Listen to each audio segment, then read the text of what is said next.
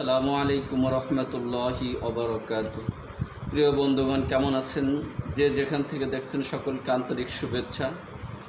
আলহামদুলিল্লাহ, আমি এখন কোরআনী তদবির দাওয়াখানার পক্ষ থেকে অল্প সময়ের জন্য আপনাদের জন্য একটা সুসংবাদ নিয়ে হাজির হয়েছি।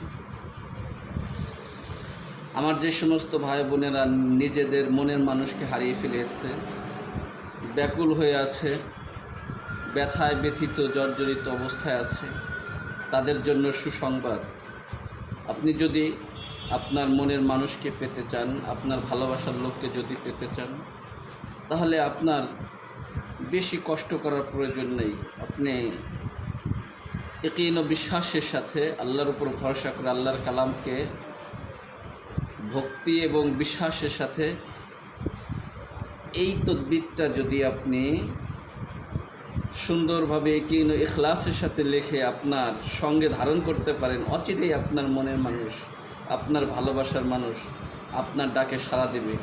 অবশ্যই অবশ্যই ইনশাআল্লাহ সুম্মা ইনশাআল্লাহ অবশ্যই আসতে বাধ্য হবে।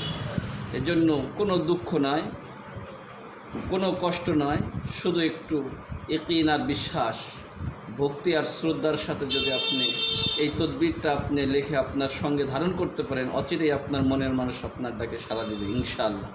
আসসালামু আলাইকুম রহমতুল্লাহ।